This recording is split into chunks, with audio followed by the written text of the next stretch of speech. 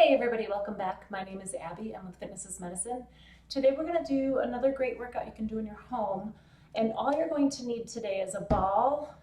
If you don't have one, it's fine. You can do the things that we're doing on the ball on the floor or using a chair. And a set of dumbbells. So I'm going to use one dumbbell that's a little bit heavier than I'm going to use for my next exercise. So you could use kind of a moderate and then maybe a little bit heavier weight. First, we're going to start with a lat, straight arm lat pullover overhead. So I'm going to use one weight instead of two dumbbells, so maybe just a little bit heavier than you would normally use for one hand. So we're going to go into a bridge on the ball. Again, you can do this on the floor if you don't have a ball. But starting seated on the ball, we're going to walk out to a bridge. I'm going to move over just a little, so that your arms, your shoulders, and your head are resting comfortably on top of the ball. We're going to take your weight, holding it on the sides, on the bell part, and go straight overhead like this. So the key here is keeping your elbows straight, making those lats, those big muscles in your back, work to bring that weight back up overhead. So when you bend your elbows, you start to use your triceps. Today we're going to focus on your lats. So keeping a nice flat surface, your hips are up towards the ceiling. 6, nice and slowly both directions. If the weight that you've chosen is too much, grab a smaller one, or you can also bend your elbows, but don't bend and straighten them. You're just kind of making your lever a little bit shorter. So it's the same motion as this, just with a little bit shorter lever. So if you are going to bend your elbows, like if your shoulder or your elbows are hurting, that's okay. This is a good way to take a little bit of that lever off, but don't bend and straighten your elbows. You just kind of find an angle and leave it at that angle. All right, let's do 2 more. And 10, good. Now walk yourself back up. So we're getting kind of a double, triple exercise out of that, working your glutes, a little bit of core, and then of course your lats and your shoulders. Okay, now we're going to stand up, and we'll move the ball out of the way so it's not impeding you. We're going to do swing through lunges. So I would recommend standing next to something for balance, either next to your kitchen counter, which I always recommend, or next to something sturdy. What I want you to do is we're going to step forward like we did the other day with our forward lunges, and then swing all the way back into a backward lunge. So the goal, we're adding a little balance here, and back. So we're going to do 5 times this way. This is 3. The key here is making really big steps and then going straight down. 4, all the way back. 4, really big step forward. 5, really big step back. 5. All right, now we're going to switch sides. So I'll turn around. Using your hand for balance, you can also add a weight in this outside hand. Like I said, use a weight in one hand, not both, so that you can use your hand for balance, because this can be a challenging balance exercise. So all the way forward, big step, and then straight down. You can limit your range of motion here by just going a little bit down, but don't limit your step. I'm getting a call here. Hopefully that's not messing up my... Nope, okay.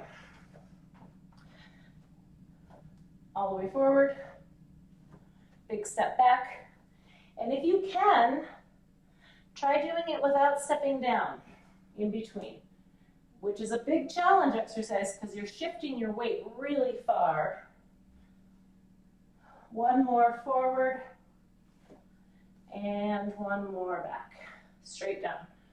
Okay, good. Swing through lunges. So you're getting 1, then the other. You're shifting your weight. Your core is having to engage. It's a really challenging one. And like I said, if you do need to limit your range of motion, still take a big step and just go down a little ways. You don't have to do a really deep one, but still go down a little ways. The key is keeping your weight in your heel, and then keeping your torso up nice and tall. Okay, now we're going to grab some weights and do a shoulder press overhead. So I'm gonna raise this up again just a little.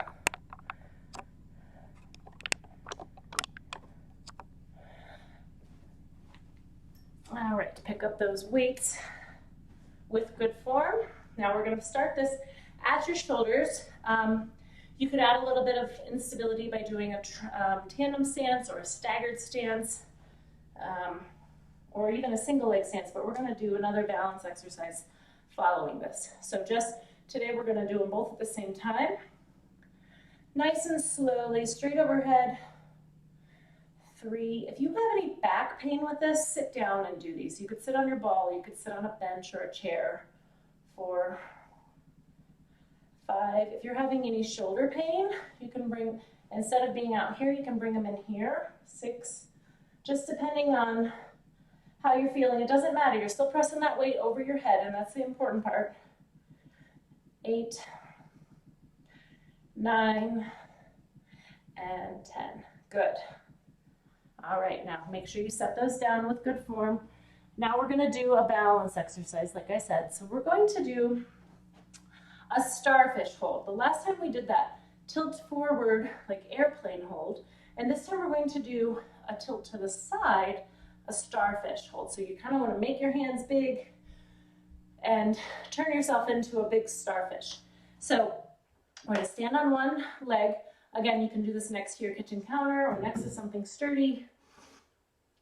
Start small. So start by just a little bit of a tip over. And then if that feels okay, you can tip further. We're going to time this here.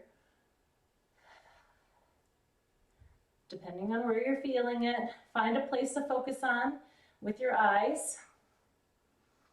If you need a little more challenge, you can move around a little bit, or you could stand on a balance pad or a pillow. There's a lot of ways to make it more challenging. Making it less challenging is just kind of reducing your tilt. So you're just kind of lifting one leg out to the side, and you're not taking your torso off center quite so far. All right, that was 30. And tilt over to the other side. One side is usually easier than the other, so you might find that out pretty quickly here. Keep breathing. Also, keep your chin tucked. You want to keep everything in line here, not leaning forward like this, looking at your foot, looking at the floor. Keeping everything in a line here. 3, 2, 1, rest. Okay, good. Now we're going to lower down to the floor and do a plank hold. The last time we did that, mountain climbers. This time we're going to do a plank, and I'm going to have you do it on your elbows instead of your hands. Of course, like I always say, you can level this up and down. You can do it against a countertop or a wall to start if this is really challenging for you, up on a bench, or just something you can kind of level it down. Now, coming into your elbows, just push one foot back and then the other, and we're going to try to hold this for 30 seconds. You're keeping everything in line. You want your elbows directly beneath your shoulders. You want your chin tucked. Don't be looking up. You want to keep your chin tucked so your cervical spine is in line with everything else all along your spine. Keep breathing. Don't hold your breath. If you need to, if this is getting really challenging, remember to keep your hips down. It's easy to kind of start going like this. Keep your hips down. You can put one knee down. You can put the other knee down just to give yourself a little bit of a break. And that's 30. Good. So you can always, give yourself a little break, and that's okay.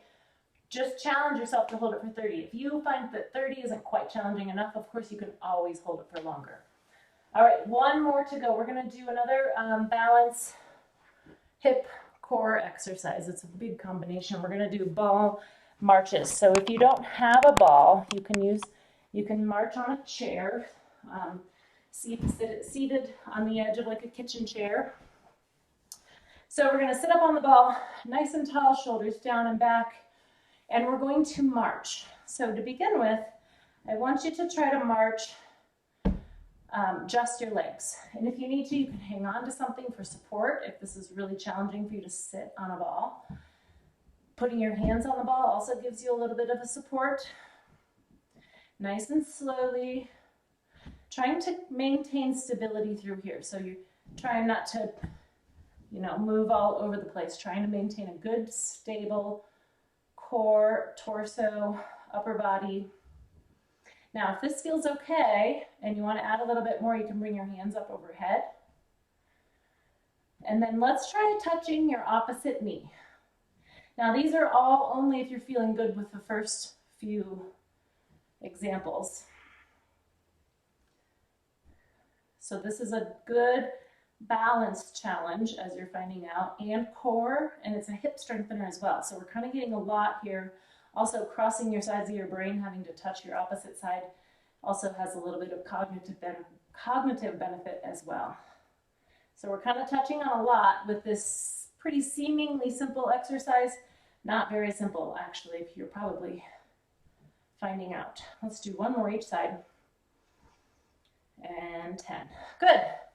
And then you can roll around on the ball. It always feels good to sit on the ball and just kind of roll out your hips so you can go side to side, do some circles, just kind of whatever feels good. As long as that feels good on your hips and your low back and everything, that's always a good thing to do. Just kind of loosen everything up, open up those hips and your low back, and it's good to kind of get some range motion in your ankles, everything. So go ahead and repeat through these a couple more times. As I always say, add some cardio in between or add some cardio at the end. Just work on those muscles, and your heart is also a muscle, so you want to keep that in shape so that it can get proper blood flow and oxygen to your muscles as you're working. All right, thank you everybody, and we'll see you next time.